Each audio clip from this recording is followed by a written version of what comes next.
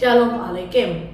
Saya percaya bahwa kita saat ini berada pada fase akhir kehidupan ini atau akhir zaman.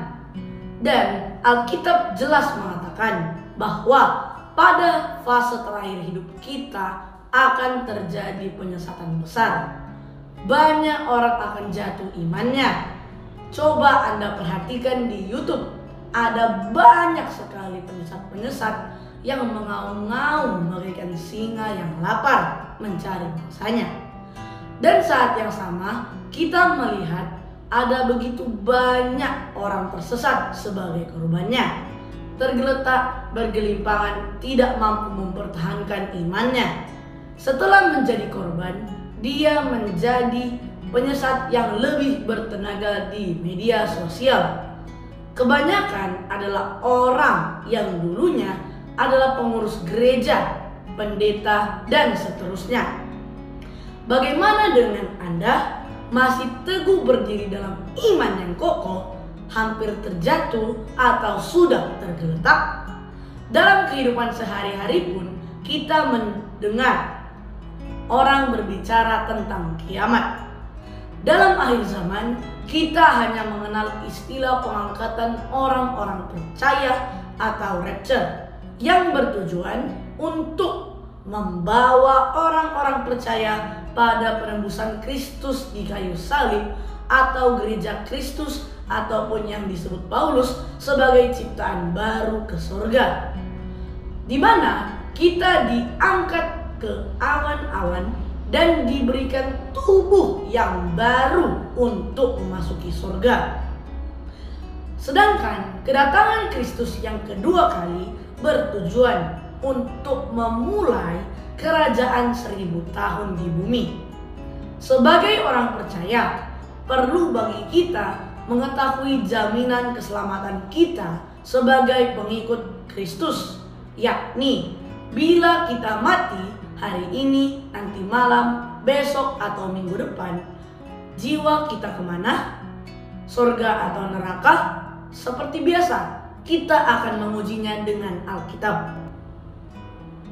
Jaminan keselamatan bisa kita artikan mengetahui dengan pasti bahwa kita selamat dari api neraka yang abadi.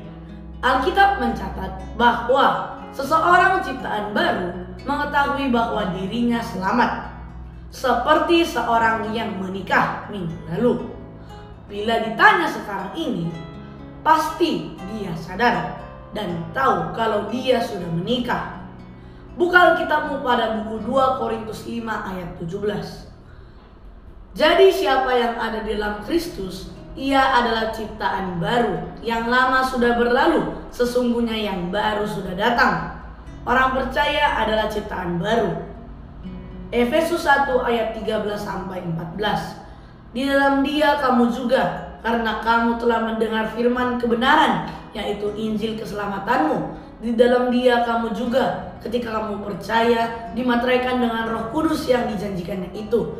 Dan Roh Kudus itu adalah jaminan bagian kita sampai kita memperoleh seluruhnya, yaitu penebusan yang menjadikan kita milik Elohim untuk memuji kemuliaannya.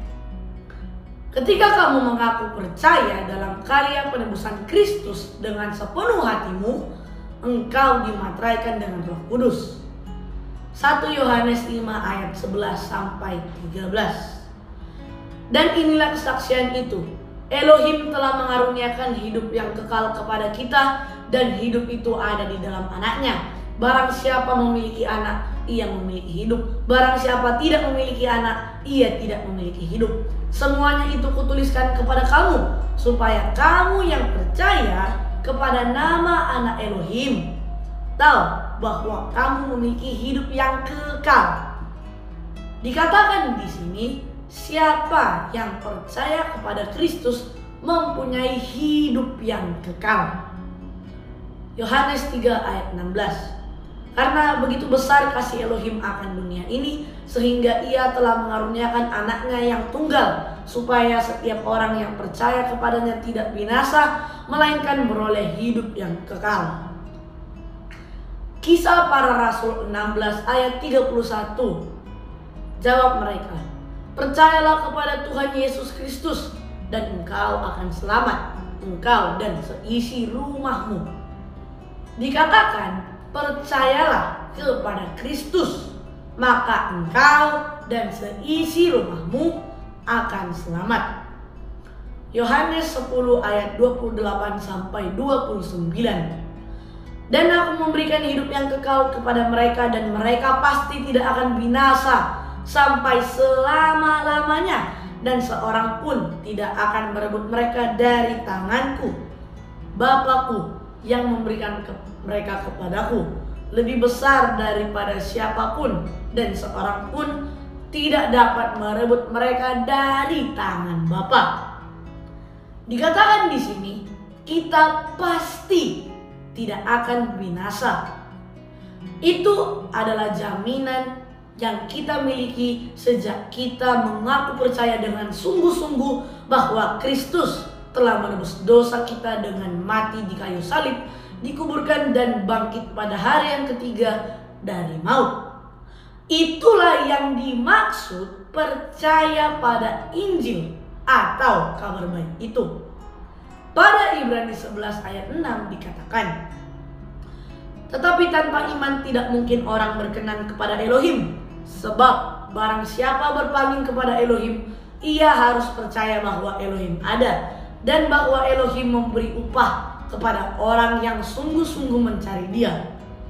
Dikatakan di sini, kita harus memiliki iman percaya. Selanjutnya dikatakan pada 2 Korintus 13 ayat 5, ujilah dirimu sendiri, apakah kamu tetap tegak dalam iman? Selidikilah dirimu, apakah kamu tidak yakin akan dirimu bahwa Kristus Yesus ada di dalam diri kamu? Sebab jika tidak demikian, kamu tidak tahan uji. Ujilah dirimu, tanya dirimu sendiri, apakah kamu sungguh-sungguh orang yang percaya? Saudaraku, keselamatan itu sudah dikerjakan Tuhan kita dengan darahnya yang tercurah di kayu salib. Tapi untuk memperolehnya, seseorang harus datang kepada Tuhan untuk beroleh keselamatan. Seseorang harus percaya. Dan ketika kamu percaya dalam karyanya di kayu salib itu, Dia akan memberimu jaminan keselamatan. Oleh sebab itu, datanglah kepada Tuhan saat ini. Karena siapa tahu nanti malam di waktu tidurmu kamu meninggal, dan ketika bangun kok sudah berada di api neraka. Dengan pembahasan firman Tuhan kali ini, saya berharap kalian sudah paham dan tahu bila seandainya meninggal saat ini, Anda akan masuk surga atau neraka. Jangan lagi ada bimbang, karena firman Tuhan sudah jelas dan terang tentang hal itu. Bila Anda menyadari Anda masih bimbang, saya mengundang Anda untuk berdoa dan memberi pengakuan di dalam hatimu bahwa kamu percaya Kristus telah menebus segala dosamu dengan darahnya, yaitu mati, dikuburkan, dan bangkit dari maut pada hari yang ketiga. Bila kamu melakukannya sekarang, ketahuilah saat itu juga kamu dimateraikan oleh Roh Kudus. Itulah jaminan keselamatan itu. Selamat buat Anda. Bila Anda adalah orang yang tidak percaya, ambillah keputusan itu sekarang.